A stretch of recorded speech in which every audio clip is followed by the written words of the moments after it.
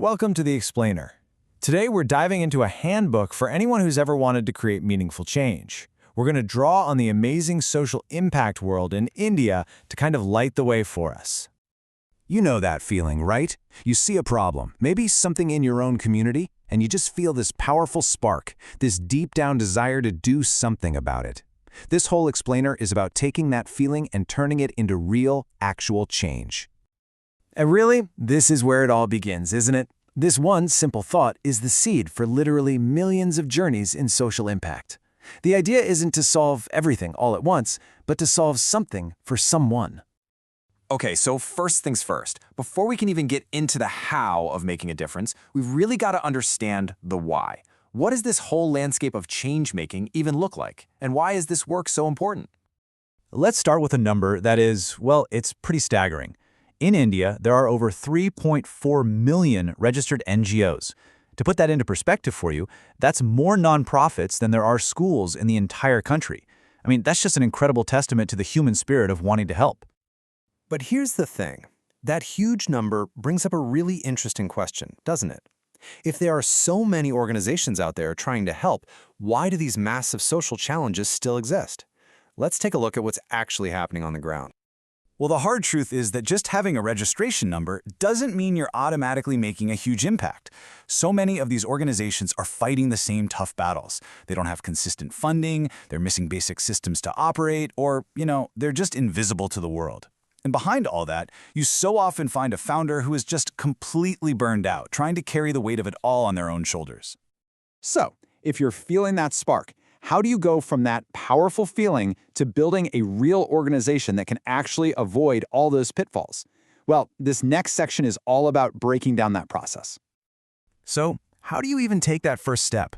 It can seem like this massive, intimidating journey, but it really breaks down into 5 key stages. And notice how it all starts with your why, your purpose. Then you move on to understanding the community. It's a huge reminder that you have to listen before you can act. After that, it's about getting a small, sincere team together, documenting everything you do to build trust, and only then do you pick a legal structure. Now, picking your legal structure is a really big deal early on. This is not just paperwork, it really defines how you're going to operate. In India, you've got 3 main choices. A trust is the simplest, perfect for a small group just starting out. A society is a bit more democratic, which is great for community-led projects. And then you have the Section 8 company, which has the highest credibility. That's the one you want if you're aiming to work with big corporations and get CSR funding. Okay, let's keep building here. An idea and a legal registration, that's just the start. An organization is nothing without its engine, the people who actually make it go and the systems that keep it on track. This is such a fundamental shift in how you need to think.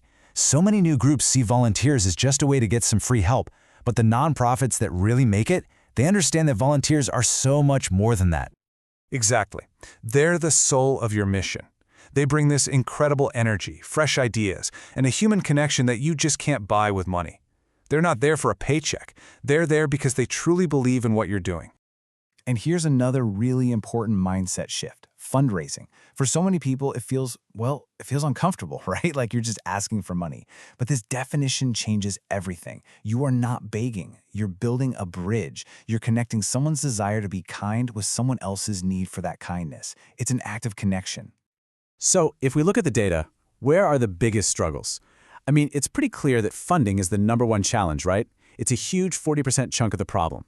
But look what's right behind it. Visibility. This tells a really clear story. Without money and without anyone knowing you exist, even the best mission in the world can just fizzle out. So, with these massive challenges of funding and visibility, how in the world do you stand out? How do you connect with people who want to support you? The answer, in one word, is trust. And you build trust through your story. This right here is probably the single most important rule for long-term success. People don't donate to a logo or an organization. They donate to a belief. They give to people and to stories that they trust. And that trust is something you earn through clear, consistent, and really honest communication. So how do you actually tell a story that builds that kind of trust? Here's a super simple but really powerful framework.